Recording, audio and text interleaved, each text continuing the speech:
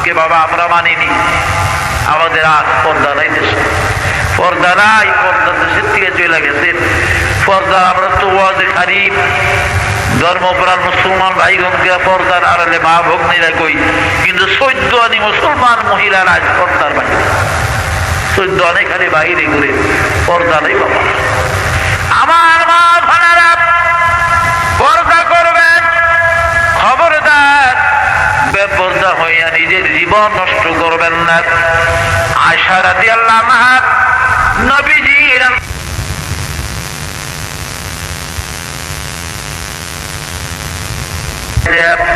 গভীর রজনীতে হুজুরের কবর জিয়ারতে যাইতেন বিবি আয়েশা, কিন্তু বোরকা ছাড়াই যাইতেন তিনি।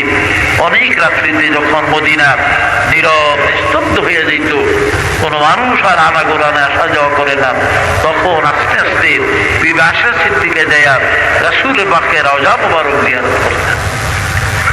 এরপরে হুজুরের সাথে নবীজির সাথে আবু বকরের কবর যখন হয়, আবু বকর ইন্তেকাল করলেন, আর হযরত সিদ্দিক আকবর আবু বকরের কবর যখন হয় নবীজির পাশে, তখন বিবি আয়েশা গভীর রাত্রে একা একা যাইয়া হযরত রাসূল পাকের এবং বাবা আবু বকরের কবর জিয়ারত করতেন। এরপরে দ্বিতীয় খলিফা আমিরুল মুমিনিন সাইয়েদনা ওমর ফারুক রাদিয়াল্লাহু আনহু যখন ইন্তেকাল ফরমান, ওমরকে যখন নবীজির পাশে দাফন করা হয়, আর রাসূলের কবর যেটা, এটা বাবা বিবি আয়েশা সিদ্দিকার ঘর। মেরাজের রাত্রিতে আল্লাহর নবীর বোরাক যখন বাবা উম্মে হানির ঘর, রাসূলের ফুফি আম্মা উম্মে হানির ঘরে নবীজি ঘুমিয়েছিলেন। উম্মে হানির ঘর থেকে বোরাক উঠাইয়া জিবরাইল নবীজিকে বাইতুল মুকাদ্দাস ভায়া হইয়া আল্লাহর আরশে নিবেন রওনা হলেন। বোরাক মক্কা মুআজ্জামার থেকে হেরেমের দরজা থেকে প্রথম একটা কদম দিলেন, এই কদমে বোরাক 270 মাইল যাইয়া দাঁড়ায়। 270 মাইল যাইয়া বোরাক যখন দাঁড়াইছেন, নবীজি জিজ্ঞাসা করলেন, জিবরাইল এটা কি দুনিয়া না আসমান না জমিন, এটা কোন জায়গাতে এখানে বোরাক দাঁড়াইল? জিবরাইল বলে, হুজুর এটা দুনিয়ার জমিন। বলে এটা কোন জায়গা? বলে এই জায়গার নাম হলো ইয়াসরিব। এটা ইয়াসরিব নবী গো। বলে ইয়াসরিব কেন বোরাক দাঁড়াইল? বলে ইয়া রাসূলুল্লাহ, আল্লাহ পাকের হুকুমে এইখানে বোরাক থামানো হয়েছে, এই জায়গার নাম ইয়াসরিব। তবে ইয়া রাসূলুল্লাহ, ইয়াসরিব নাম কিন্তু কিছুদিন পর থাকবে না, এটার নাম বদলিয়ে যাবে। বলে কেন? বলে হুজুর আজ তো মক্কার লোকেরা আবু সুফিয়ান আবু জেহেলের গোষ্ঠীরা আপনার সঙ্গে দুশমনি করতেছে। আপনি মেরাজ থেকে আসিয়া মেরাজের কাহিনী, মেরাজের অবস্থা যখন এই কাফেরদের কাছে আবু লাহাব আবু সুফিয়ান উতবা মুগিরা সাহেবাত ওলিদের কাছে বয়ান করবেন, এরা সেদিন আপনার দুশমন হয়ে যাবে। আপনার দুশমন হইয়া দুশমনে এমন পর্যায়ে আসবে, একদিন এরা আপনাকে মারবার জন্য ষড়যন্ত্র করবে। তখন আল্লাহর হুকুমে এই মাতৃভূমি মক্কার জমিন ছেড়ে আপনাকে অন্য দেশে হিজরত করতে হবে। রাসূল গো, হিজরত করিয়া যেই দেশে আপনি যাবেন, যেই দেশে আসবেন, এটাই সেই দেশ। এই দেশের নাম ইয়াসরিব। আপনি হিজরত করে ইয়াসরিবে একদিন আসবেন। আর রাসূল গো, যেদিন আপনি হিজরত করিয়া এই ইয়াসরিবের মধ্যে আসবেন, সেদিন এই দেশের নাম হবে মদিনা বা মদিনাতুন নবী, নবীর শহর নামে এই দেশের নাম হবে। আজকে তো এই দেশের নাম ইয়াসরিব, কিন্তু আপনি হিজরত করিয়া এই দেশে যখন আসবেন, তখন এই দেশের নাম হবে মদিনা। ইয়া রাসূলুল্লাহ, আর আপনার বোরাক যে জায়গায় দাঁড়াইছে, এই জায়গাটা হবে আপনার বিবি হযরত আয়েশা সিদ্দিকার ঘর। এটা বিবি আয়েশার হুজরা হবে, বিবি আয়েশার ঘর হবে। আর এই ঘরের মধ্যে আপনার কবর হবে, আপনার রওজা মুবারক হবে। বোরাকটা যেখানে দাঁড়াইছে, এই বোরাকের পায়ের চতুর্দিকের এই চিহ্নটা, মাঝখানটা, এইটাই হবে আপনার রওজা মুবারক। এখানেই হবে আপনার পবিত্র কবর। সুবহানাল্লাহ। মিশকাতুল মাসাবিতে জিলদে আউয়ালে হাদিস আছে, বিবি আয়েশা সিদ্দিকা রাদিয়াল্লাহু আনহা তানার বাবা আবু বকরকে একদিন বললেন, ইয়া বুনাইয়া রাআইতু ফিল মানামি সালাসাতা আকমারান সুকুতান ফি হুজরাতি। আব্বা গো, আমি স্বপ্নে দেখেছি রাত্রিতে যে আমার ঘরের ভিতরে, আমার হুজরার ভিতরে তিনটা চন্দ্র আসিয়া প্রবেশ করেছে। তিনটা চন্দ্র আমার ঘরের মধ্যে প্রবেশ করেছেন। ইযা তারাফাত সাল্লাল্লাহু আলাইহি ওয়াসাল্লাম ওয়া দুফিনা ফি হুজরাতি, যখন আমার দিনের নবী ইন্তেকাল করলেন আর আয়েশার ঘরে নবীজিরে দাফন করা হলো, কবর দেওয়া হলো। আকাল আবু বকরিন, আবু বকর বললেন, ইয়া আয়েশা, তো হে গো আয়েশা, আযা ওয়াহিদুম মিন আকমারিকে, তোর স্বপ্নের তিন চন্দ্রের এক চন্দ্র গো আয়েশা, আজ আল্লাহর নবীরে তোর ঘরে রেখে গেলাম। দ্বিতীয় চন্দ্র তোমার বাবা আমি আবু বকরের কবর নবীর পাশেই ঘরের মধ্যে হবে। তৃতীয় চন্দ্র ওমর ফারুকের কবর নবীর এই পাশ, নবীর কবরের কাছে আমি আবু বকরের পাশে ওমরের কবর হবে। এই তিনজনের কবর এই ঘরে হবে। এটাই তোমার ওই স্বপ্নের তিন চন্দ্র গো আয়েশা। সুবহানাল্লাহ। ভাইরা আমার, আল্লাহর নবী সরওয়ারে কায়নাত হুজুর সাল্লাল্লাহু আলাইহি সাল্লামের রাওজা মুবারক বিবি আয়েশা রাসূলের কবরের কাছে গভীর রাতে জিয়ারত করতেন বোরকা ছাড়া। আবু বকরের কবরের কাছে বোরকা ছাড়া দিয়া আবু বকর এবং নবীর দুজনের কবর জিয়ারত করতেন। কিন্তু তৃতীয় কবর ওমর ইন্তেকাল করলে, ওমর ফারুকের কবর যখন আবু বকরের পাশে হয়, তখন থেকে বিবি আয়েশা রাদিয়াল্লাহু আনহা তিনি গভীর রাত্রিতে জিয়ারতে যাইতেন, কিন্তু বোরকা পরিধান করিয়া যাইতে। সুবহানাল্লাহ। কেমন বোরকা? আমাকে সোনার বাংলার বান্দুরা বোরকা না বাবা, আমার সোনার বাংলার যে বান্দুরা বোরকা বুঝেননি, বোরকা গায়ে দেয় ঠিকই, কিন্তু সামনে যা উঠাইয়া রাখে। এটা একটা ফ্যাশন, এটা বোরকা না, এটা একটা ফ্যাশন ধরছে মেসাব। এইটা কিসের একটা পোশাক নাজিল করছে নাউযুবিল্লাহ। আপনি যদি মানুষের পরিচয় হইতো চেহারাটা, কি কর, কি বলেন? মানুষের পরিচয় কি? চেহারা না, মুখটাই তো মানুষের পরিচয়। আপনার চেহারায় যদি একজনে দেখলো, তখন শুয়োর আপনারই বোরকা কিনে দেয়। বলেন, এটা শুয়োর যেটা বোরকা কিনে দেয়, বোর মুখ দেখি আটবো রাস্তাঘাটে, রাস্তা দিয়া বোরকা লাগাই দিয়া নামলো, বাসের মধ্যে বাস বোরকা আনলো, সামনে ডাক্তার উঠিয়ে দিয়ে দিল। কারণ বাসের মধ্যে যারা দেখা করলে দেখা তো দুরুস্ত আছে, নাহলে গিল্লে গামে সব বোরকা ধাপ উঠেল বলে নাউযুবিল্লাহ। কেমন করে না এটা? আজমি লোকদের অভ্যাস আছে। আমাদের দেশে এক আব্দুল লতিফ মৌলভী সাহেব ছিলেন, অনেক বোবা বউ বিবাহ করেছিলেন। বোবা কয় ভাই, তো বুবি যে তো সালাক আমি জানি না, আমাদের খালি গেল এক আঙ্গুল দেখায়, বাপের বাড়িতে একদিন থাকবো গিয়ে। বোবা তো ও করে আর এক আঙ্গুল দেখায়, বাপের বাড়ি যাইবো একদিন থাকবো।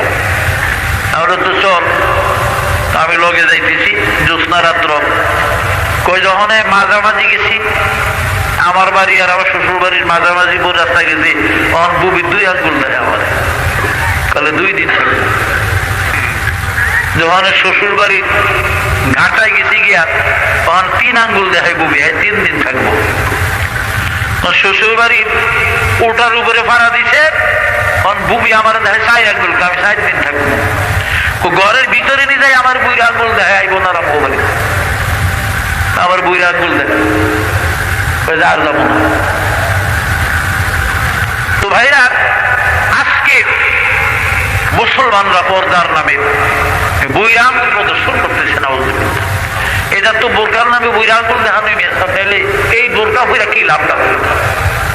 বোরকা পরা আমরা আমাদের যে পুরানো যুগের মহিলা যারা এখনো দেখবেন, তাদের একটা লম্বা বোরকা একবারে মাথা হইতে পাওয়া পর্যন্ত, আমরা ভিতরে দেওয়ার কোনো আমরা আবি যাবি নাই, আর এক খালি 2 চোখের সামনে 2টা চোখ, ঠিক না?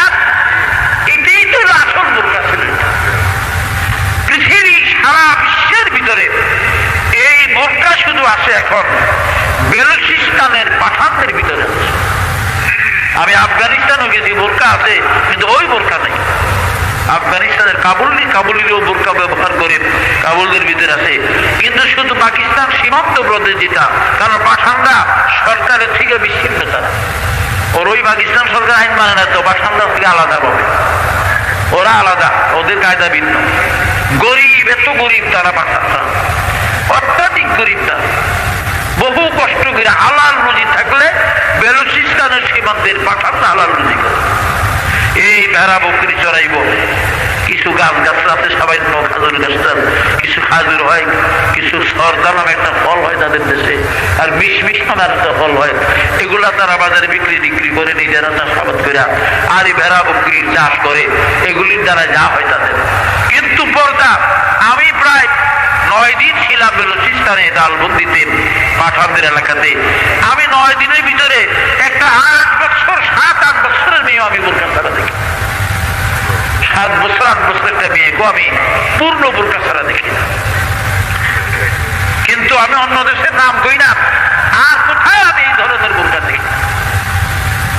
তো ভাইরা, বোরকা আজকে উঠা গেছে গিয়া, বোরকাই যদি পরিধান করলো, তার মুখ ছিল মানুষের, কোন বাড়ির মেয়ে, কার বউ, তাইলে মেয়ে সবাই আমার মারা এই বোরকাটা করে লাভ হলো। অনুরোধ মায়ের আমার, সুন্দরভাবে নিজের শরীর ঢাকা রাখবেন, কারণ আল্লাহ কোরআনে বলেছেন, বিসমিল্লাহির রহমানির রহিম, ওয়ালা তাবাররুজনা তাবাররুজাল জাহিলিয়াতিল উলা, বেপরদা হয় না নারী, পর্দার বাহির যায় না, ইচ্ছা করে আপন শরীর বেগানারে দেখাইও না। তো মহিলাদেরকে পুরুষের উপরে সরদার বানাইছে।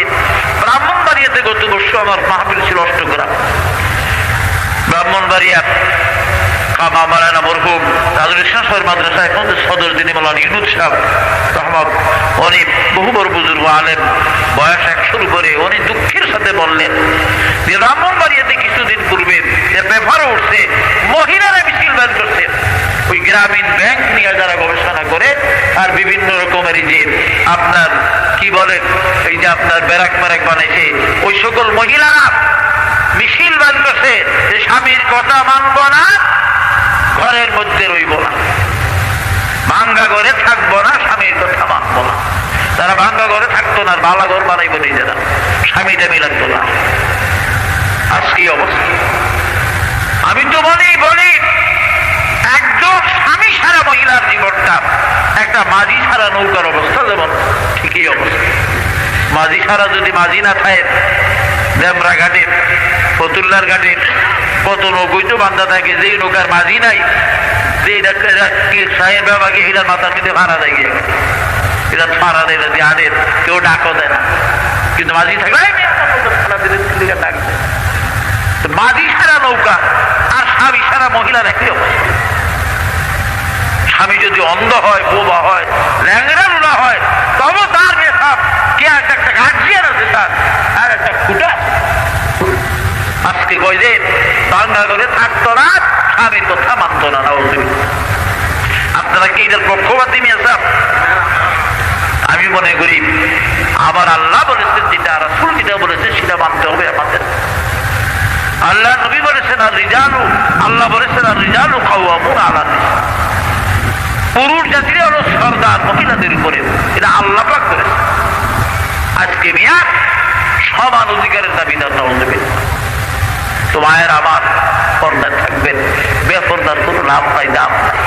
এরকম 2 ভাই, তো ছোট ভাইটা একটু চালাক বেশি, গাছের কলা পাকছে, বড় ভাইয়ের ছোট ভাইকে ভাই আমি ভাগ করবো, কম। বড় ভাই আবার তো ধৈর্য সহ্য বেশি, ভাগ করে দেখি পাকা পাকা ভালো বড় কলা, চাপ্পা কলা ছোট ভাইয়ের দিছে, আর বড় ভাইয়ের কাঁচায় পাকনায় কিছু ফেল করে দিয়েছে। তো বড় ভাই কাজকর্ম করে রাস্তায় দিয়ে পাইকারি একজন কাছে বিক্রি করে এসে অবস্থা। ছোট ভাই রাত্র 3টা বাজে বৌরে জাগাইছে, বলে উঠবো কালা করা শিল্লাতে সুন্দর করে বলে কালা আবার সিলবেন কিনলে গান তোলা কথা কইস না, জানাস না কলেজও পরীক্ষা চিনি মাইখা নিব। ছাত্র খুব মন মেজাজি ভালো না যে করা করি গো পরীক্ষার নকল মকল করতে পারে না। ওরা দুপুরে পরীক্ষা দিয়ে নামবো কত ছিলবো, আমি শুইলা একবারে চিনি মাইখা লইয়া যাবো, খালি পয়সা দিয়ে কিনবো আর গলা দিব আর খাইয়া বলে ওই তো ঠিক আছে। জামাইবু দুজনে রাত্র 3টায় কলা ছিল্লা চিনি বিনিময় খাই গিয়া কলেজের কারণ মেইন গেটে মুখ ফাতের মধ্যে না বইলে বেচা কিনা ভালো হইব না, আগে যেমন লাগে যাইয়া বৈশা দিছে। তো ছাত্ররা তো 9টা 10টায় কলেজে আসেন, একবেলা পরীক্ষা দিয়া বেলা 10, 12টা 1টা বাজে লামে লাইবা, তখন কিছু খায়, আগে তো কিছু খাইই আসে। বৈশাখ জ্যৈষ্ঠ মায়া গরমের দিন দুপুর পর্যন্ত রৌদ্রের তাপে কলায় পানি ছেড়ে দিচ্ছে, কলায় পানি ছেড়ে দিছে, আর পানি ছাড়লে কলার রক্ত থাকে নামিয়ে লাল হয়ে গেছে। আরো চিনি মারছে, মাছি যে ধরছে ও 2 হাতে মাছি খেতে এগুলায় না, কারণ মাছির আবার একটা পাওয়ার আছে। হযরত গাউসুল আজম আবু মুহাম্মদ মহিউদ্দিন আব্দুল কাদের জিলানী রাহমাতুল্লাহ আলাইহি মুজাফফর কিতাবের মধ্যে আছে যে মাছিকে আল্লাহ এমন ক্ষমতা দিছে 3 মাইল পর্যন্ত মাছির পাওয়ার, মাছির নিঃশ্বাসের পাওয়ার কয় মাইল? 3 মাইল পর্যন্ত। কার ঘরে ভাওয়ালের কাঁঠাল ছলাইয়া খায় 3 মাইল দূরের থেকে মাছি বলতে পারে। আপনি চাইেন কাঁঠালের দিনে এটা কাঁঠাল ছলাইছে ভাঙছেন না, কই থেকে জানি মাছি আয়া বলে, ঠিক না? মাছি এবার আমি একবার আমার ছোট মাইয়া ছিল, বড় হয়েছে ভাইয়া, এই মায়ের নিশি তাসলিমা নাম, এটা খালি কাঁঠালের খুব পাগল, ছোট্ট আসলে কাঁঠাল খেতে বাদ বুধ খাইব না, অনেক কাঁঠাল তো 2 হাতে খায়, হাতে হাতে ভরে, আর মাছি যে ধরে তাই বলে এটারে মা আমার মা এক এটারে মশারি ঠালিয়া দেয়, এটারে মশারি ঠালিয়া মশারির মধ্যে বয়ে দেন, এলে বাইরে দিব মাছি, বড় বড় মাছ। কারণ মাছির ক্ষমতা কয় মাইল? 3 মাইল। শকুনের ক্ষমতা আছে 100 মাইল পর্যন্ত, মুজাফফর কিতাবে আছে 100 মাইল দূরের থেকে শকুন বলতে পারে যে আজকে তেল বাড়া এই বছর কার্তিক মাসে কয়টা গরু মরল, কোন মরছে জাগান সহুদ্দি সব কিছু জানে। আর মিস্টার কুত্তার ক্ষমতা আছে 1 মাইল পর্যন্ত, কুত্তার নাক কেমন সরস, 1 মাইলের ক্ষমতা কুত্তায় রাখে। এই রাত্রির অন্ধকারে কোন জোফের আড়ালে খাল পাত বা কোথাও রাস্তার কিনারে কেউ যদি পায়খানা করতে বসে আগ দিয়ে বইয়ে, কুত্তায় কইতে পারবো যে হ্যাঁ বইছে কোন জায়গার, এই জায়গার ডাক নম্বর, সহুদ্দি নম্বর, খতিয়ান, চৌধুরী নম্বর ঠিক মতো দেখবেন আয়া উঠছে কুত্তা। কুত্তার এমন পাওয়া। রাত্রিতে অনেক সময় মহিলারা বাচ্চাদেরকে পায়খানা করতে উঠানে লইয়া যায়, বাড়ির উঠানে নামাই করে, উঠানে নিয়ে বসিয়া দিয়া একটা বাতি দেয়, বাজার দর কুপি লিয়া তুই বইয়া থাক, আমি পানি আনি গিয়ে তোর লিখে বদিস কিরা কলে মা কুত্তা আইব, না বাজার আইব না, কোন আইব আনারি করে না, তোমার কাছে একটু ডাক দিয়ে দেখি তু কোন আরে বাজার নাই কই জানি গেছি গিয়া, তুই বয় কুপি ধরা আমি বদলি আনি। এই মা পিড়া কুলা এরকম আই যায় অবশ্যই কুল লাগতে আছে আয়া অবশ্যই, ঠিক না? কারণ 1 মাইল পর্যন্ত কুত্তার ক্ষমতা। আর মাছির ক্ষমতা কয় মাইল? 3 মাইলের ক্ষমতা লইয়া মাছি এমন ভাবে ধরছে এর চিনি মাখা কলার ভিতরে, তখন মাছি খেয়ে দেয় কুল পায় না। ছাত্ররা পরীক্ষা দিয়ে লাগছে, কিরে কিরে গুলি এরকম দেখে কাপ বললো ভাই কলা ছিলাম, ওদের এমন করছেন চিনি মাখছিলাম ভাই, চিনি মাখছিলাম আপনাকে ভালো লেগা, আমাকে ভালো লেগা, এমন সুন্দর কলা নষ্ট করছেন খারাপই, মাইরা রাখবো না কিছু, যা কে খাইব তোর এই কলা, আল্লাহ তো প্যাকেট করিয়ে দিছে, আল্লাহ তো এটাকে পর্দা দিয়ে দিছে, প্যাকেট করে দিছে, হ্যাঁ দিছে না, যে দরকার হয় কি না নিজে খুলা পর্দা খুলা খাইব, তোরে মাত বলি করতে কইছে কে? গ্যাসও দেখেন তো রে, সেনেটারি অফিসার দেখলে মারবো তো মারবো, জরিমানা দিয়ে মরবি বেটা, ফালাইয়া বাচ্চা গিয়া কি করবো আর, ফালা ছাড়া কোনো উপায় নাই। তারা সিনেমা গাছ ছিল্লা বাজার ফতুল্লার বাজার কলা না আপনারা কিনবেন নিয়ে যান, শুনলাম তো কিনবেন না, আবার কলা একটা কলা টান দিয়ে ছিললে যদি কদ্দুর ফাঁক হইয়া যায় বলে এটা বদলিয়া দিয়ে দিতাম না, কেমন কয় দিও তোরে কে কইছে মাত বুড়ি করতি ভাইরা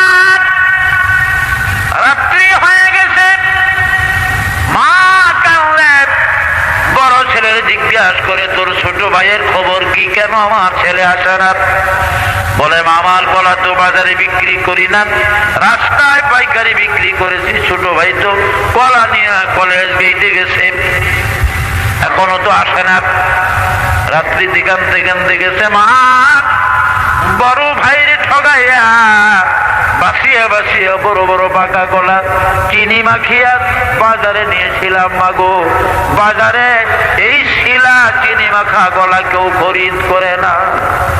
মাসি বরিয়া বরিয়া নষ্ট হয়ে গেছে, মাসি বড়া ছোলা কলা বাজারে কেউ বিক্রি যায় না, কেউ কিনে না, বেচতে পারি না, ফালাইয়া দিয়ে এসেছি। মনে রাখবেন আমার মা ভাড়া ওই চিনি মাখা ছোলা কলা যেমন দুনিয়ার বাজারে কেউ খরিদ করে না, দুনিয়ার বাজারে বিক্রি যায় না। বেপরদা নাফরমান মহিলা গোলাপ কিয়ামতের মরু ময়দানে আল্লাহর জান্নাতের বাজারে বিক্রি যাবে না। পান খানা সের হিলানা लब हिलाना चाहिए, पान खाना सर हिलाना लब हिलाना चाहिए, चलते वक्त आशिकों का दिल भुलाना चाहिए, चलते वक्त आशिकों का दिल भुलाना चाहिए। रास्ता रास्ता नाकी मिनवार काने झुनवार पाए गुलवार हेलती जुलती चलती है, रास्ता रास्ताয় ঘুরে পুরুষ को জাহান্নামী करता है। যে সকল মেয়েরা পাতলা মিহিন শাড়ি, আজকাল তো মাশাআল্লাহ নাউজুবিল্লাহ ব্লাউজ তো কয়েকদিন পরা লাগবেই না কেউ। হ্যাঁ, পাকিস্তান আগে যে বিদেশ আমলের যে ব্লাউজ মহিলারা গায়ে দিত, সুবহানাল্লাহ, কত বড় ব্লাউজ। আমার মায় দেয় এগুলি, আমার পরিবারও মাঝে মাঝে গোলমাল করতে চায়, বলে কি আনা নাকি বুড়ো হয়ে গেছি নেবে। আসলে বুড়া না, তোরা তো মৌলবীর বই, তো তার কি আর মোবাইল টেন্ডা নেয়, তখন ঠিক হয়ে গেছে, তো অনেক বয়স কইছে, তখন আর মাঝে মাঝে বেতাল করতো। বলে ওই যে হেরায় কিরমের এগোনো দরকার না, আমাকে বড় দরকার। আবার খলিফাও বড় ভাজি, খলিফাটা কি বানান, যেরুম গান হেরুম বানান, আধুনিক কিছু না কিছু করেছে, খলিফারাও নাম হয়েছে। কারণ আধুনিক করতে পারলে লাভ।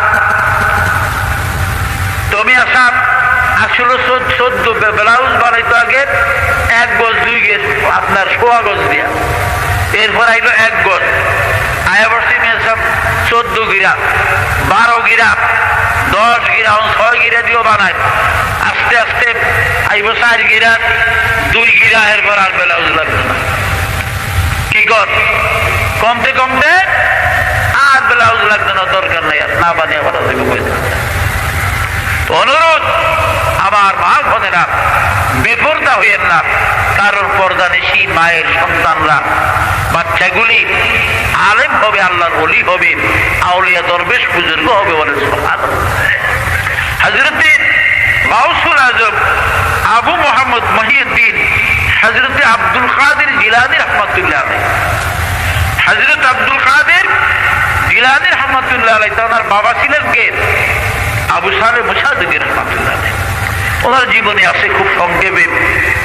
উনি জিলানী নদীর কিনারে আল্লাহর ইবাদত করে একদিন খিদা লাগছে খুব, দেখে যে নদীর পার উজু করতে যায় একটা আনার ফল, একটা সেব ফল ভাইসা যাইতেছে। উনি মনে করি পয়সা মিশিয়ে যাইব, আমি গরিব মানুষ খাইয়া লাই। এখন খাইয়া ভিতরে ধাক্কা দিছে, খেয়াল হলো যারে কাঠটা খেয়ে নিই আবু সালে। মালিকের খবর না লইয়া এটা কি হারাম হারাম হইল না হালাল হইল, এইবার দৌড় শুরু করছে নদীর কিনার দিয়ে উজান, যেদিক থেকে আইছে ওদিকে। অনেক দূর যাওয়ার পরে দেখে যে একটা নদীর বাড়ি, সুন্দর বাড়ি আছে, পাশে বাগান আছে, নদীর উপরে পাহারাদার লোক আছে। জিজ্ঞাসা করলেন, বাবা এই বাগানের মালিক কে? বলে দরবেশ আব্দুল্লাহ ইবনে সুয়াইমি বাগানের মালিক। আমি জিলানী গাউসুল আজমের নানা এবং তার বড় বিশ্ববের আব্বার কবর এবং তার নানার কবরও জিয়ারত করেছি। আশিক আহমদ জামি, তার কবর বাগদাদের তিবরিজি পাহাড়ের পাশে। শেখ আহমদ জামি রহমতুল্লাহর কবর হলো বাগদাদের তিবরিজি পাহাড়ের কাছে। এখানে 600 আউলিয়ার কবর আছে। 600 আউলিয়ার কবর তিবরিজি পাহাড়ের পশ্চিম এবং উত্তর পাশে আছে। দক্ষিণ দিকে কিন্তু তিবরিজি পাহাড়ের কাশ্মীর সাগর। কারণ এই পাহাড়টা অনেক উঁচা, প্রায় 4000 ফুট উঁচা জমিন থেকে তিবরিজি পাহাড়টা। তো জিজ্ঞাসা করলেন যে এটা কার বাড়ি? বলে আব্দুল্লাহ ইবনে সুলাইমান। ওনার কাছে সালাম দিলেন, হুজুর আপনার কাছে ফল হবে, আমি ক্ষুধার তাড়না খায়া বলেছিলাম, আমার হুজুর মাফ করে দেন।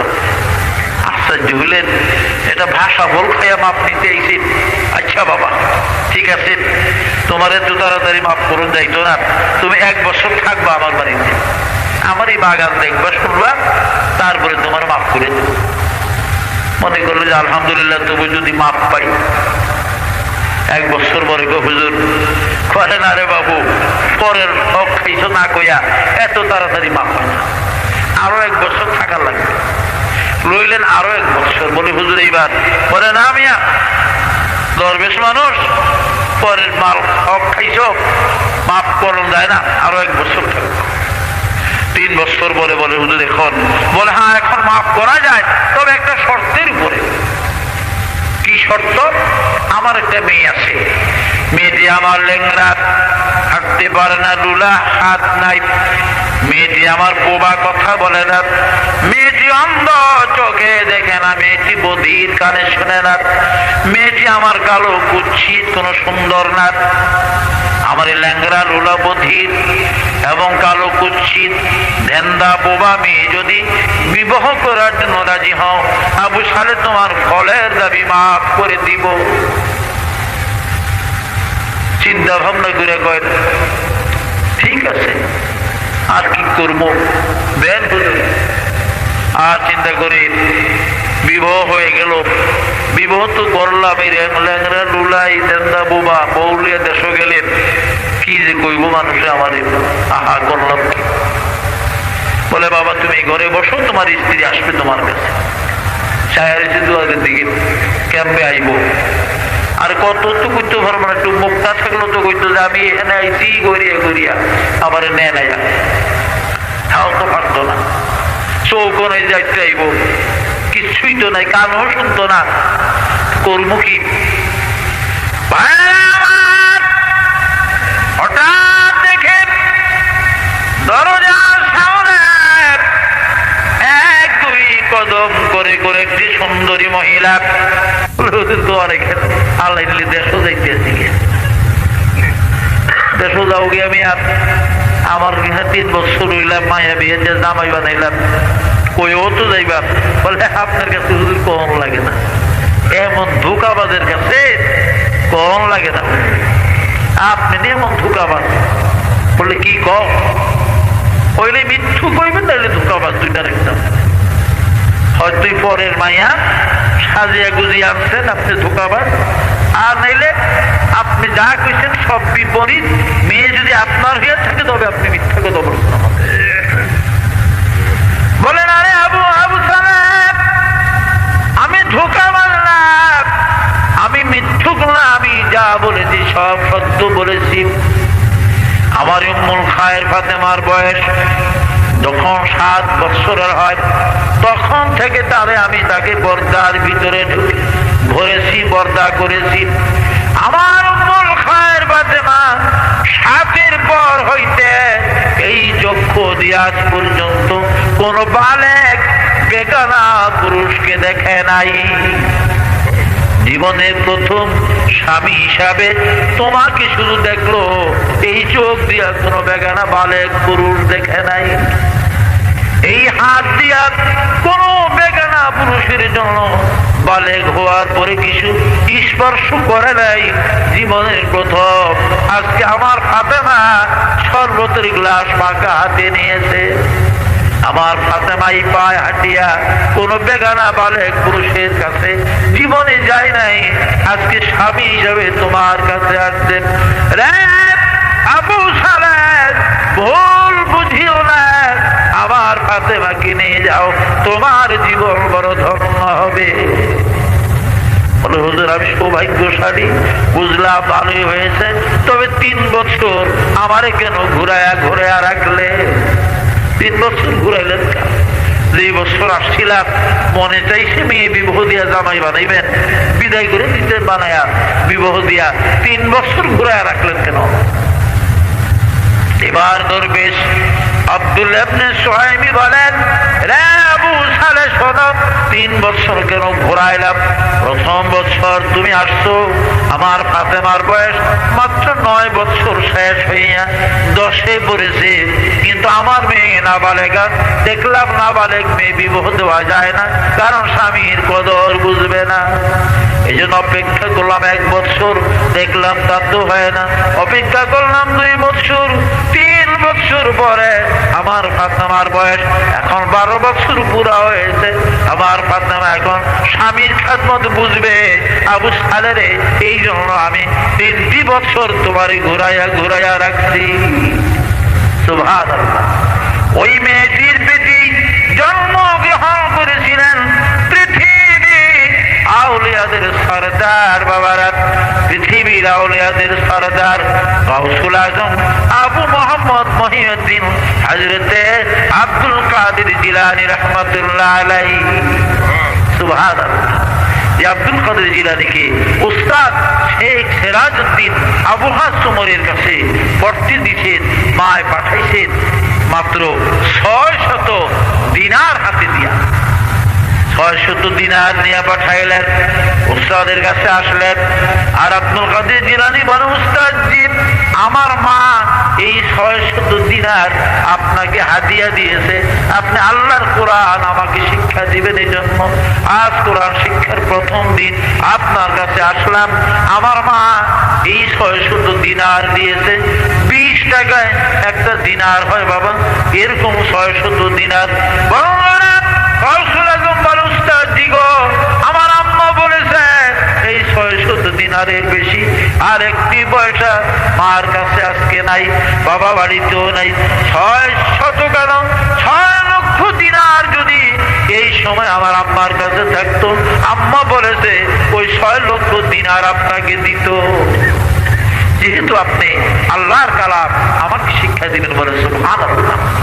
আর আমাকে বলেছেন মাশাআল্লাহ ভাই, যদি বাচ্চারা ছেলে মেয়েরা দেখো, বাবা হুজুরে কালকে আমারে সিফারার সবক দিব, হুজুরের 10 টাকা দিবেন আর বাতাসা কিনে দিবেন। কলে যা ওই দোকান তলে বাতাসা বাকি লইয়া যাই দেখো। আর হুজুরের কইস 10 টাকা দিবি কে হুজুরে রে? ডলার কয়টা বানাইবো হুজুরে? এত টাকা যাও কিছু দিয়া দিব। 8-এর দিন দেখা করতে আটের দিন বাজারের দিন দেখা করতে, ফতুল্লার বাজারও না পাগলা বাজারও, কোন বাজারে তো দেখা করবো? বাজারের নাম কয় না, বাজারে দেখা করতে। যদি কোনো কারণে হয়তো ভুলে চুকে হুজুর হয়তো ফতুল্লার বাজারে গিয়া উঠছেন, দেহ হইয়া উঠছেন, বেচারাই কিন্তু আলেম মানুষকে ওই মনও নেই খুলি কি হুজুর ঘুমায় না বুঝি বলারে সিগারেট সবক দিচ্ছেন, ঘুমায় না, দিব কিছু দিব, কি আর বেলা তো টেহা দিয়ে আপনারা বলো বেলা কি আর টেহা দিয়া জুয়া খেলাইব আর তাস খেলাইব।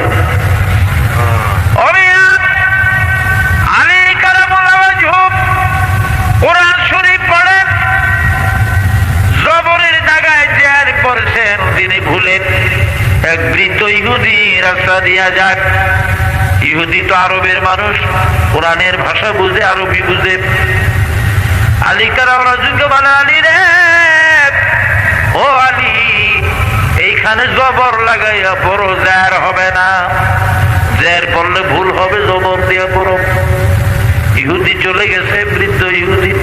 কিছুদিন পরে ইহুদি মৃত্যুর বিছানায় ছটফট করে, কত কিছু মনে চায় খাওয়ার জন্য, পায় না, পয়সা নাই।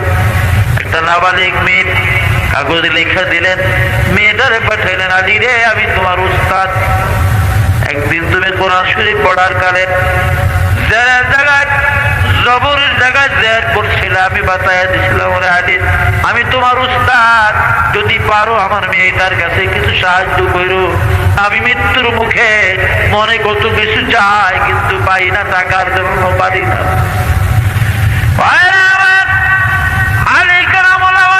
কাগজ নিয়ে রাসূলের দরবারে চলে গেলেন। নবী গো, কোরআন শরীফ শরীফ পড়ার কালে জেরের জায়গায় জবরের জায়গায় জের পড়েছিলাম ভুল করে, ইহুদি আমাকে বাঁচিয়ে দিয়েছে, বৃদ্ধ ইহুদি। এখন তার এই মেয়েকে পাঠাইছে কিছু সাহায্যের জন্য।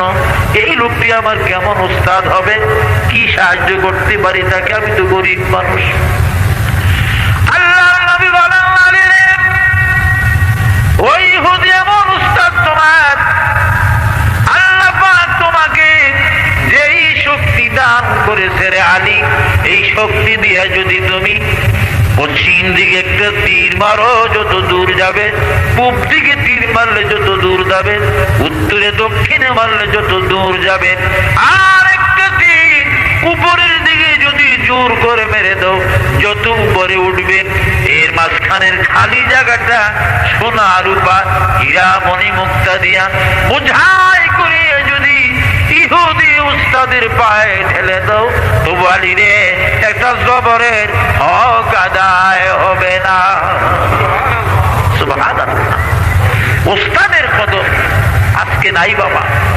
বড় দেখা গেছে ছেলে পেলে যদি উস্তাদেরা মারেন, দু একটা বাড়ি গুড়ি দিল বেতন দিয়া। এমনও বাপ আছে এই মুন্সিগঞ্জ দক্ষিণ ইসলামপুর মসজিদে আমাদের দেশের এক হাবেজ সাহেব দাদুন মিয়া নামে একটা ছেলে ছিল, এটা এখন জাপান আছে। ছেলেটা কিন্তু ভালো, আমরা শুনছি পরে এই ছেলে বিয়ে পাশ করার পরে চাঁদপুর গেছে সে হাবেজ সাহেবের কাছে, হাবেজ হাবিবুর রহমান কাছে, আমাদের দাদুর আব্দ মসজিদের ইমাম। করছিল কি বাপের কাছ থেকে কইছিল যে উস্তাদ আমার মারছে। দুদু মিয়া করে পোলার বাপের নাম দৌড়িয়া বাড়ির থেকে একবারে হাবেজ সাহেব পাইলেন আপনার গেদিনে ছিঁড়া ভালো করলাম, আমার পোলারে আপনি মারলেন। হাবেজ সাহেব খুব ফাজি মার্কা ছিল, খুব শক্তি আর খুব অল্প বয়স ছিল। বলে আয় হাসে হয়ে গিয়ে মসজিদ উঠছি, আর দৌড়ে একটা আশার মারছিল হাবেজ সাহেবের। আর আলেম তো আলেমরা লাগে না দিকে মনে করছে এই যে মুরগি খাওয়ানি যায় কই, অর্থাৎ আমাকে কিলাকিলি করার অভ্যাস নেই। কিন্তু যেদিন মৌলবীরা যেদিন ইনশাল্লাহ আল্লাহ রাসূলের পক্ষ থেকে যেদিন ইসলামী চোখ নিয়ে খেপবে, সেদিন আগ্নেয়গিরি হয়ে যাবে। বলেন সুবহানাল্লাহ। বিশ্বাস করেন না এটা? ইমান এক জিনিস, ইমানের বলি ইমানের শক্তি বলে সাংঘাতিক। আলী কারামাল্লাহু ওয়াজহুহু, আলী রাদিয়াল্লাহু আনহু খায়বরের যুদ্ধে তিনি 4 নম্বরের ঢাল নাই, 3টা ঢাল ভাঙছেন। এরপরে কামুস কিল্লার কপাট ভাঙা ঢাল বানাইছিলেন, যেটার ওজন ছিল 800 মন। বলেন সুবহানাল্লাহ। এরপরে এটা রাস্তাত পড়ে রয়েছে, 40 জনে টানে উঠে না। হযরত আলী কই কি আমি এর বাতাসটি করে এলাম, হযরত আলীও টান দিয়ে কোনো রাখতে পারে না। বলেন সুবহানাল্লাহ। আলী কারামাল্লাহু যে 800 মন ওজনের, এখানে আলেমরা আছেন, কামুস কিল্লার কপাট ঢাল বানিয়ে যুদ্ধ করছে, উনি নিজে সেই কপাটের একটা কোনা উঠাইতে পারে না। বলেন সুবহানাল্লাহ। কারণ আল্লাহর নামে যখন নামে মুসলমান মুমিনরা, তখন শক্তি কে দেয়? আল্লাহর যদি শক্তি থাকে। বলেন সুবহানাল্লাহ। হাবেজ হাবিবুর রহমান এই দুদুমিয়ার একটা গরুর ব্যবসা করে লোকটা এমন একটা আশার দিছিল, এই বইরে আর উঠতে পারে না। সে মাত ধরাইসা উল্টা তারই ধমকিয়া টমকিয়া হাবেজ সাহেবের দিকে মাপ সাপ লইছে। আমি শুনছি পরে রাজন মিয়া বিয়ে বাস করে হাবেজ সাহেবের বাড়িতে, হাবেজ সাহেব হেরে আসার দিয়া টিকিট লিয়ে গেছি, খুব দিদার আর খায় নাই। এই রাজন মিয়া নিজে যাইয়া হুজুর আমার হুজুর আপনি দোয়া করে দেন, আমি ওই জাপান যাওয়ার আগে মাফ করে দিয়ে, আমার বাবা অন্যায় করছে, বাবারে মাফ করে দিয়ে। ছেলেটা ভালো, কিন্তু ছেলেটা খুব ভালো না, কি কর এলে আবার উস্তাদের মিশে এলেছি গিয়া। এই জন্য বলছি বাবারা যে গাউসুল আজমের আম্মা 600 দিনার উস্তাদের হাতে দিছে দেওয়ার জন্য। আর বলছে বাবা বই আমার কাছে যদি 6 লাখ দিনার থাকতো তা আমি আজকে দিতাম। বলেন সুবহানাল্লাহ। উস্তাদ শেখ সিরাজউদ্দিন আবু হাফস, যে হাফসির রওয়ায়াতে আমরা কোরআনে পাক পড়ে থাকি, হযরত বাগদাদের খলিফা বাদশাহ হারুন রশিদের মাজারের কাছে জামিয়াতুল হালালের মধ্যে তার কবর আমি জিয়ারত করেছি। উস্তাদ শেখ সিরাজউদ্দিন আবু হাফস সবক দিলেন, বাবা আব্দুল কাদের পড়ো, আউযু বিল্লাহি মিনাশ শাইতানির রাজীম, বিসমিল্লাহির রহমানির রহিম। আজকে তুলুকি সবক দিলাম তোমাদের, সবক দিছে গাউসুল আজম পড়তেছে রে বাবা সূরা ফাতিহা, আলহামদুলিল্লাহ দিলে সূরা ফাতিহা শেষ, আলিফ লাম মিম পড়তে পড়তে বাবারা সাকুলুব তিলকা রুসুল ওয়াল মুসাফ নাকা, তারপরে গিয়া লামতানা ওয়াল মুসারা, এইভাবে আস্তে আস্তে পড়তে পড়তে একবার দুই বারা 18 বারা পর্যন্ত বললেন। বলেন সুবহানাল্লাহ। 18 বারা পর্যন্ত বইরা এবার উস্তাদে উজু করুন তো ছিল, উস্তাদে হতভম্ব হয়ে রয়েছে কারবার ঘিরে। আরে ফোলারে দিলাম কি আর ফোলায় করে উস্তাদ বৈশা ঝুমতেছে। 18 বারা বই এখন আর পড়ে না। উস্তাদ উঠে আসে, টান দিয়া কোলে নিলেন 4 বছরের আব্দুল কাদের জিলানী। উস্তাদ জীবনে বাবা আব্দুল কাদের, আমি আউযু বিসমিল্লাহ সবক দিয়া বাহিরে গেলাম বাবা ইস্তেনজাত। এই 18 বারা তুই মুখস্থ করলাম, একটা লুকমা পড়ে না, একটা জের জবর ভুল হয় না, একটা জজম জেরের ভুল হয় না, কোন রকমে কোথাও কোনো ভুল খামতি নাই। তার তিলের সাথে এত সুন্দর করে 18 বারা কেমন করে শিখলাম, কোথায় শিখলাম, কেমনি তুমি বললা বাবা, আমি তো কিছু বুঝি না। গাউসুল আজম বলে উস্তাদ জি, আমার মা উম্মুল খায়ের ফাতেমা 18 বারার হাফেজা, আমার মার 18 বারা মুখস্থ। আমি মায়ের পেটে যখন ছিলাম গো হুজুর, আমাকে পেটে করিয়ে করিয়া করিয়া আমার মা কোরআন শরীফ পড়তো, আমি আমার মায়ের পেটে থাইকা থাইকা শুনতাম। আমি ভূমিষ্ঠ হওয়ার পরে আমার মা রাত্রি যখন বিছানায় ঘুমাইতো, মায়ের ডান দিকের দুধ আমার মুখে লাগায়া আমার 9 পারা কোরআন শরীফ পড়তেন, আবার বাম দিকের দুধ আমার মুখে দিয়া 9 পারা কোরআন শরীফ পড়তেন। হুজুর আমি মায়ের দুধ পান করতে করতে 18 পারা মুখস্থ করেছি।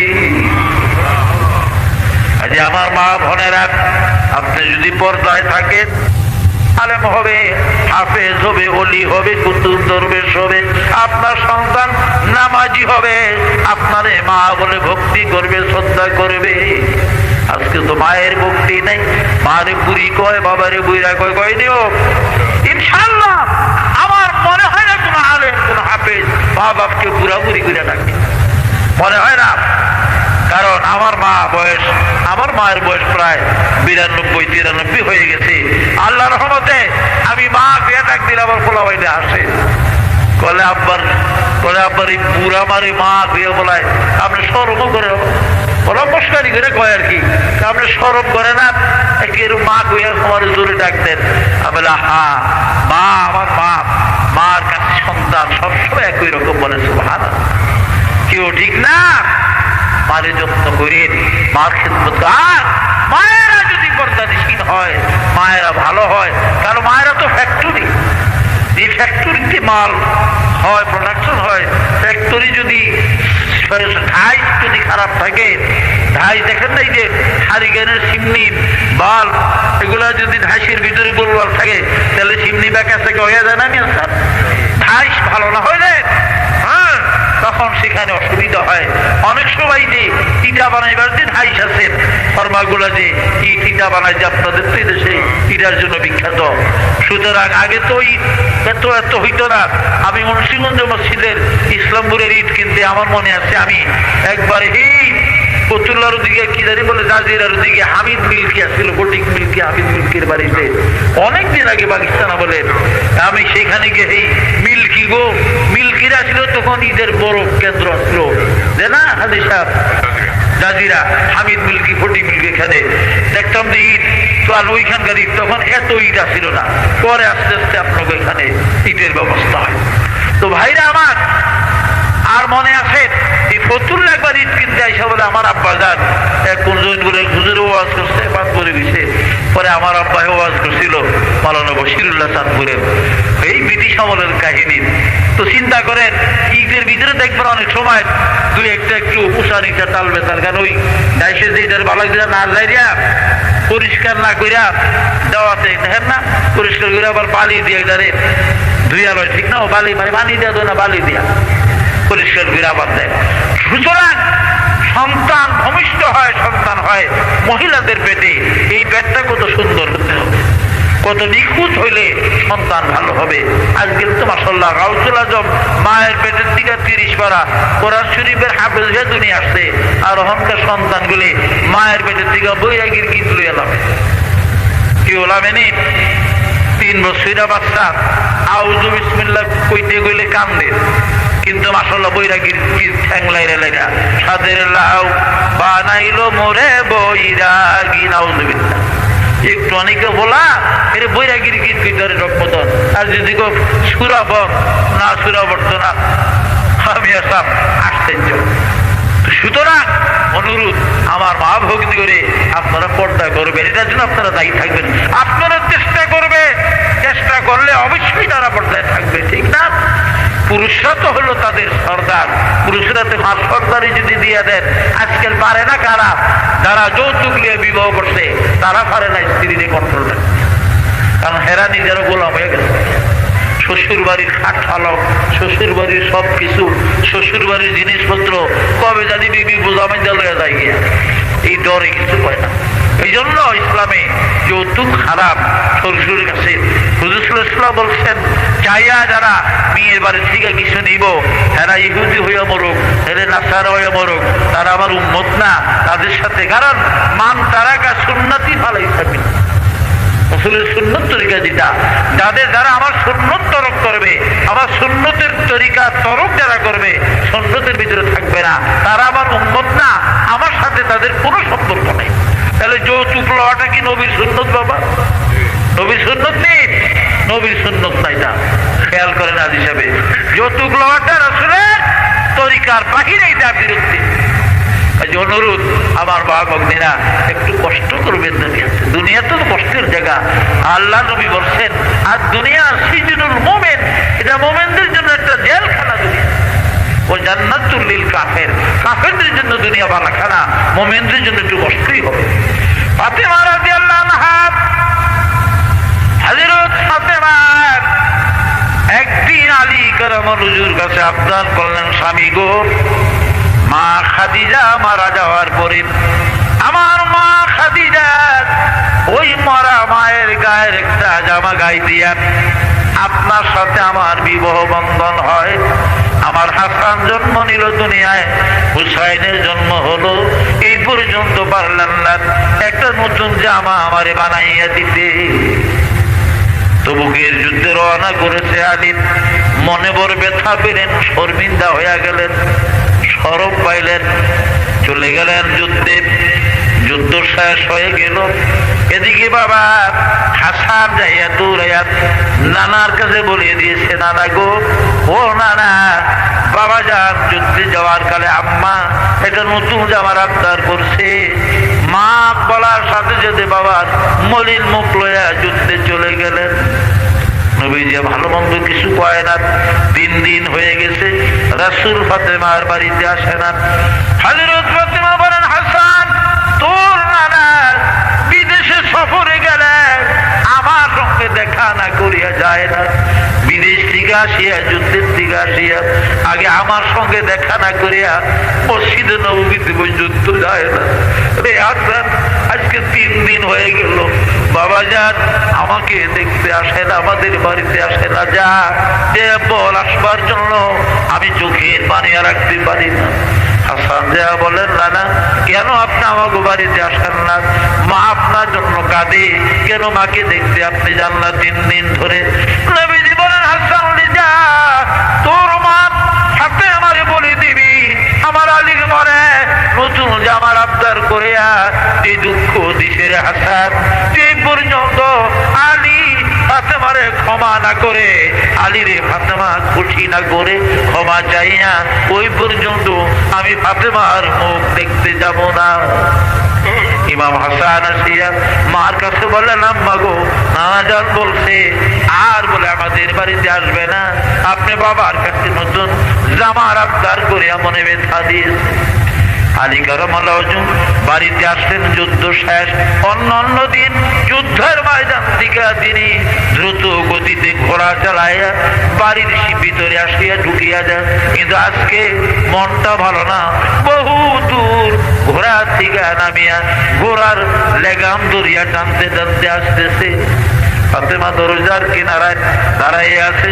ভিতরে যখন প্রবেশ করলেন, যাইয়া সালাম দিলেন, কদম বসি করলেন, নিজের হাতে ঘোড়াটা যথাস্থানে বাঁধিয়া রাখলেন, আর তীর তলোয়ার ঢাল কামান গুলা নিজের হাতে রাখলেন, আলীর গায়ের লোহার পোশাকটা নিজের হাতে খুলিয়া রাখলেন, আর পাথরের উপরে দাঁড় করাইয়া আগে পানি গরম করে রাখছেন। হযরত আলীর ওযু করাইয়া হাত পাও ধুইয়া নিজের মাথার চুল দিয়া পাও হাত মুছাইয়া এবার দুনো কদম জড়াইয়া ধরলেন। স্বামী গো, বুঝতে পারি না, ভুল করেছি, নতুন জামার আবদার করিয়া আপনার মনে ব্যথা দিয়েছি গো স্বামী, যার কারণে আমার বাবা দিনের নবী আজকে 3 দিন আমার বাড়িতে আসে না, আমার সঙ্গে বাবা দেখা করতে আসে না। স্বামী মাফ করে দেন, ক্ষমা করে দেন গো স্বামী, জীবনে আর কোনদিন এমন ভুল আমি করবো না। পাপ যদি না করেন কদম ছাড়বো না, মরে যাবো তবু কদম ছাড়বো না। আলী কারামাল্লাহর মন সন্তুষ্ট হয়ে গেলেন, তিনি চোখের পানি ছেড়ে দিলেন। ফাতেমা গো, যাও, আমি তোমারে ক্ষমা করে দিলাম, আমার মনে আর কোনো দুঃখ নাই।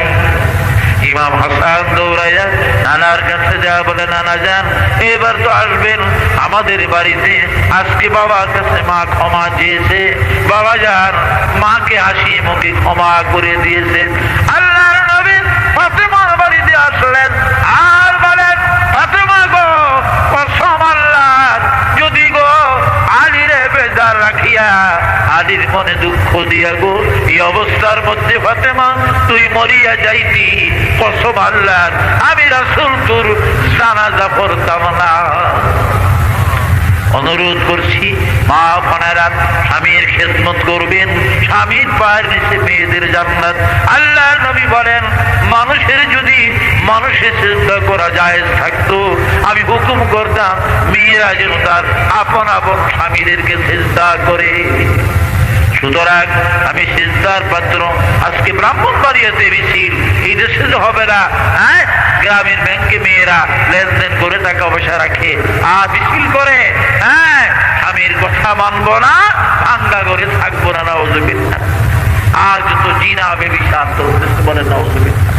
এই ব্যারাকের নামে, গ্রামীণ ব্যাংকের নামে জিনা ব্যভিচার অপকর্ম হইতেছে, জায়গায় জায়গায় তার সংবাদ আছে। অনুরোধ, এগুলো ঠিক আপনারা আল্লাহর কাছে পানা চান, এগুলো ঠিক। আপনারা যদি মেয়েদেরকে পর্দা করেন, তাহলে এগুলোর কাছে যাবে তারা কি যাইতে পারবে? যাইতে পারবে না। স্বামীরা যদি পর্দা রাখে, কন্ট্রোলিং পাওয়ার থাকে, তাহলে মেয়েরা যেতে পারে না। পারেন কেন বাবা? হযরত সুলাইমান নবীর জামানায় এক লোকে সুলাইমান সালামকে যায় বলে যে, হুজুর, আপনি আমারে এই যে পশু পাখিদের কথা ভাষা তো আপনি বুঝেন, আমিও যেন বুঝি, এই জন্য আমার একটু দোয়া করে দেন। আমরা আদবের কিতাবে কোথায় জাওহারুল রবি নামক জাওহারুল ফিকার ভিতরে পড়েছি আদবের কিতাবে ঘটনাটা। মন্ত্রিকাতুত তাইর বলা হয় আরবিতে, চিড়িয়ার কুলি আর কি, অর্থাৎ পাখিদের, পশু পাখিদের, জীব জানোয়ারের ভাষা বোঝার জন্য। তো সুলাইমান নবী দোয়া করে দিলেন, এখন সে সব বুঝে। গরুর কি কয় বুঝে, ছাগলে কি কয় বুঝে, পাখিরা আগে কিচকিচ করে সব বুঝে। তো তারা ছিল কতগুলি মুরগি টুরগি আসছিল বাড়িতে, মোরগ মুরগির, একটা গরু আছিল, গাধা আছিল, একটা গাধা একটা গরু। তো গরু দিয়ে তো তার সারাদিন হাল চাষ করে, তো গাধা গরু একখানে থাকে। গরু গাধা গরুরে জিগায়, বাইরে তোর বুঝি খুব কষ্ট হয় মরিবের হাল চাষ করতে? বলো, হ ভাই, কষ্ট হয়, কি করবো, কষ্ট হইলেই করবো কি, আমি গরু হয়েছি, হাল তো আমার দিয়ে চুইব করে। তো একটা বুদ্ধি দিয়া ভিতরে মনে শুয়ে রয়েছে, স্ত্রীও কাছে শোয়া, পাশে দিয়ে গরুর ঘর। তাহলে কি বুদ্ধি? বলে কালকে তো তোরা হাল শুইতে নেওয়ার আগে কিছু খাওয়ান দিব না মনিবে, ফ্যান পানি ঘাস করে দিব। বলে হ, তুই ঘাস খাইস না, পেটটা ফুলেয়া হইয়া খাইস। ঘাস না খাইলে মনিব মনে করব তোর অসুখ হয়েছে, তোর আর হালে নিত না। কল হ ভাই, একটা বুদ্ধির কথা কইস, এটা কিতাবের আমরা আদবের কিতাবে পড়েছি। বলে ঠিক আছে তাইলে। পরদিন সকালে মনিব তো শুনছে, মালিকের সবই শুনছে, যাই গরুর ঘাস দিচ্ছে, পানি দিচ্ছে, খায় না। খায় না দিকে বলে কাম কর, ঘোড়াটা লয়ে যা, ঘোড়াটা দিয়ে আলো সরে যা, চাকরের ঘোড়াটারে আলো জুড়ে দে। কারণ বুদ্ধি দিছে কে? ঘোড়ায় দিছে না বুদ্ধি, মানে গাধা আর কি, গাধার হেমার লেখছে কিতাবে, মানে গাধায় দিছে বুদ্ধিটা। তাহলে গাধাটারে নিয়ে আলো সোজা পরে আলো লাগিয়ে দেয় গরুটার ওষুধ। গাধায় আর কি আসবো, গাধায় তো নতুন মানুষ, আর আলো হয় না কোনো সময়, খুব কষ্ট হয়েছে গাধা। নতুন মানুষ তার আলো যায় না, গরু তো আগের অভ্যাস আছে, তখন গাধায় বহুত কষ্ট হয়েছে। বহুত কষ্ট শুয়ে আমি আইসি বেড়াতে হইয়া আয়া গরুর কাছে বইসে রাত্রে গরু জিগা গাধারে যে ভাই খুব কষ্ট হয়েছে তোর বুঝি আজকে। কল হ ভাই, আমি গাধা আইজো, গাধা খাইলো, গাধা কষ্ট হয়েছে হইব, অন্তর চিন্তায় তো আমার কান্দ নাই, কি আমার কি চিন্তা? কলে মনি শুনলাম আলোচনা করে যে তোর দিয়ে যখন আলসো যাইব না, আর কালকা বোধে তোর জবা করে গোস্ত বাটি করে খাইয়া লাগব, বাট করে 40 আনা কটা ভাগ করবো বলে, তোর গোস্ত ভাগ করবো জবা করে। কলে কি গছ ভাই না আমার জবা করে লাগব? বললো হ, আমি কেমন করতাম বুদ্ধি দে? কলে একটা বুদ্ধি আছে মনি, কালকে ঘাস দিব তোরে, ঘাস পানি এনে দিব তোর সামনে, যদি যখন না খাতে জবা করে লাগবো 40 ভাগে। কলে তো ভাই তোর কতই ঠিক। কি করতো? বলে তাহলে ঘাস খাই কালকে সকাল, ঘাস না খেলে আর বাঁচতি না। এটা যখন কইছে মনিবের নিজে একটু হিহি করে হাইসা দিছে, হিহি করে হাসছে। স্ত্রী তো কাছে কয় হাসলেন দিল্লিকে আপনি, কিল্লিকে হাসলেন? বলে আমার মনে কইছে আসছি। করে না, এটা হইতে পারে না, আপনি আমার লাগে কোনো কথা না পারছেন না, চুপচাপ বুয়া রয়েছেন, আমার ঘরে ঘুমে দৌড়ে আইছিল, আপনি হাসলেন কিল্লিগা? আমি দুইটা বুঝবো। হলে বলে কি হইলে বুঝবো? আপনি পাগল হয়ে গেছেন, আপনি না আরেকখানে জানি বিয়া করে এখন বউ থেকেছেন, সেই বউর কথা মনে উঠছে। মেয়ে লোকের আবার অভ্যাস আছে, স্বামী যদি শনিবারে বাইতেইব গিয়া না আইয়ে রবিবারে আইয়ে এই বুদ্ধি বেশি বেশি খেয়াল করে কোন না জানে আই বিয়া করে। এটা মেয়ে লোকের একটা অভ্যাস, ঠিক নাও? রবিবারে বাইতেইব আইয়া না, সোমবার মঙ্গলবার আয়, আর কিছু না। কবে জানে বিয়া করে দিছে লিগা বাইতে এনো গেছে গিয়া। এটা মেয়ে লোকের একটা আদত, শয়তানে মেয়ে লোকের। পয়লে বুঝবো আপনি পাগল, আনেলে বিয়া করছেন আরেকটা, এই বউ বোধহয় যাইতে পারেন না, মনে উঠছে এর লিগে হাসলে না। বলে আরে বাড়ি বিপদ না, বলা এটা কম লাগবো আমার কাছে। দেখ আমি যদি কই কিল্লিগে হাসতে আমি মইরা যাবো।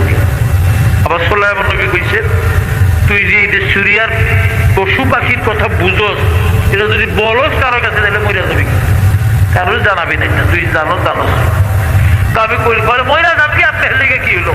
তবে আমার কাছে কইতি তো হস্তর কম যায় না, তাহলে কালকে আত্মীয় স্বজন আছে, দাওয়াত দিয়া গো খাওয়াইয়া টাওয়াইয়া পরে তোর কাছে কইয়া মইরা যাবো। বলে ঠিক আছে, তবে আমি হনর লাগবো, আপনি মইরা যান। আত্মীয় স্বজন এসে দাওয়াত দিচ্ছে, হাঁস মুরগি জবা টবা করছে, মাছ টাছ খাওয়ার খুব ভালো। এর ভিতরে গাদাও কান্দে, গরুও কান্দে আছে মনে করলি, কারণ মনিব মইরা দিব ওরা বুঝে তো। গরুর চোখের পানি পরে, গাধার চোখের পানি পরে। মনে আরে আমার মনিবে যে আমাকে ভাষা বুঝে, এটা কইলেই তোর মনিবে মইরা দেবো গিয়া।